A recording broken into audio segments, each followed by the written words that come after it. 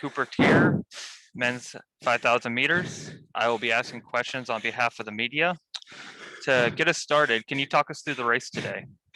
Yeah, it was kind of all over the place. Garrett kept it honest, and then it was kind of just people jockeying for position. Woody took it for a little bit.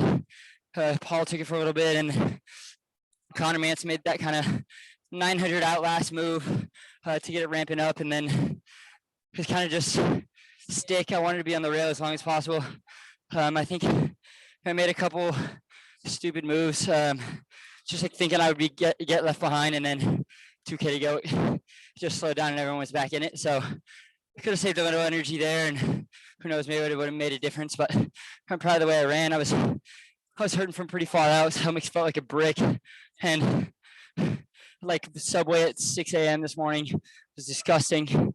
So yeah, it was just, it was kind of showing that I had some guts, and just sticking with it no matter how hard I was hurting. And with 300 to go, I wrote relax on my hand because most of the race I lost is I was getting tight up top, and so I just tried to drop my arms and be a little smoother. But yes, that last 100, it was hard, and those guys, they're quick. All right.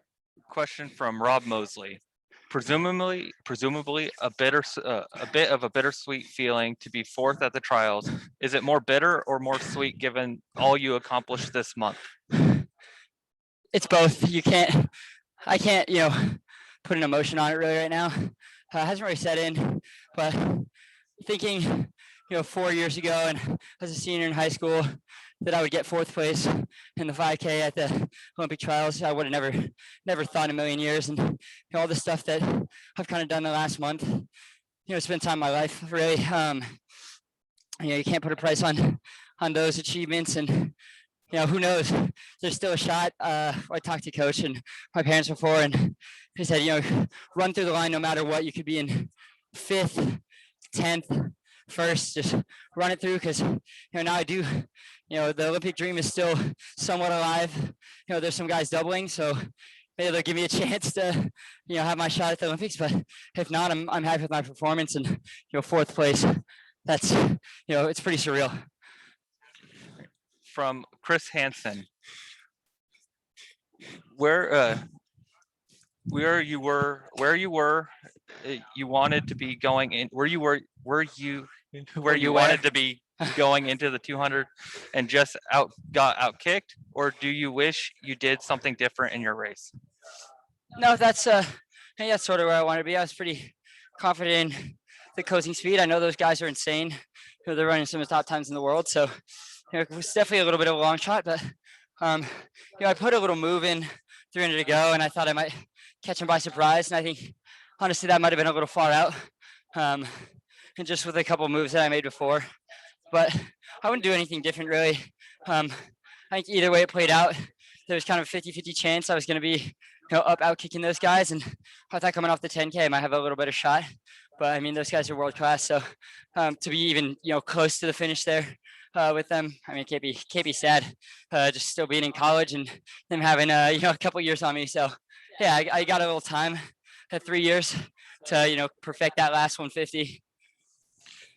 From Rob Mosley, how did the heat affect the race? Yeah, I was, a little nervous coming in. I raced really well on Thursday. I felt really confident in the way I raced that, and felt like I had a lot left. But yeah, it was definitely, I think the hardest race I've ever run in my life was regionals in College Station. That's the worst I've ever felt. I literally got dragged off the track after because I just couldn't move. So it's definitely, having that race, it was a little nerve-wracking, but I figured everyone's in the same boat.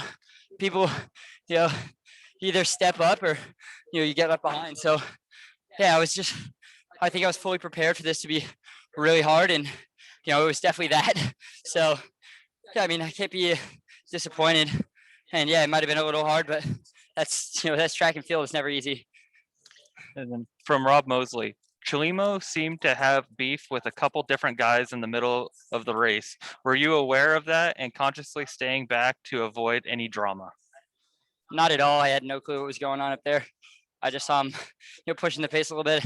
There was definitely a lot of bumping and stuff. I got spiked up pretty bad. But yeah, like I was, same as Thursday. My plan was stick on the rail for as long as possible and cover moves. So I was kind of just trying to stay out of the way. Coach said, some of those midseason races in college, I was doing a lot of the work, and he basically told me, "This is your time to sit back, relax, and just kind of ride it." So I had no problem just being a little behind, and he definitely wanted to stay on the rail. And uh, Garrett Heath was giving all his muscle to keep people from passing him and keeping people out of the inside. So props to him. And it was just it was tactical racing. It was it was rough. But I mean, that's what we're here for. That's Olympic trials. That's how you make teams, and that's how you compete on the world stage. Then from Jonathan Galt, what did you make of Chalimo, Fisher, and Kincaid drifting out to lane 4 at the finish? Oh, I thought I've had a little more steam. I was like, they're at lane 4. So I thought I might have had a little, opportunity to, maybe nick Woody at the line or something. But yeah, I mean, I think they were just, I think they sort of knew they had it locked up, and it was kind of just a fight for first, second, and third. And you don't want to let anyone pass on the inside. So yeah, they started drifting. And I thought maybe there's a lane on the inside that I'd have cut off a couple meters from them, but yeah, it just didn't work like that. And then from Jonathan Galt, do you expect you'll be back at Oregon this fall, or will you turn pro? I think that's kind of the next step that I got to figure out. I'm not really necessarily leaning either way right now. I think they're both really good opportunities, and I guess you guys will find out in time. All right. And I want to remind the chat, if you have any last questions for Cooper, please use the raise your hand function. All right, we had one last question come in here from Jonathan Galt. Is the feeling more bittersweet taking 4th in the U.S. right now? A little bit, but honestly, like that was a class field. There's Olympians in there. There's guys who've run top 5 all-time U.S. time. So I think it's sweet for sure. Definitely sucks missing out, but like I said earlier, there's still an opportunity that could be there. And so I think I put myself in a great position.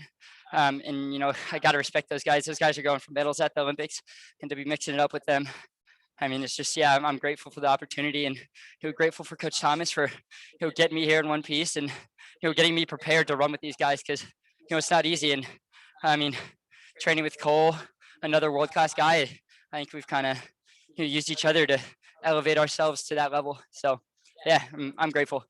All right. I want to thank you for joining and talking with us. We'll let you go so you can get down to your rest and recovery and cool down. And we look forward to seeing whatever comes next for you. Yeah, thank you guys.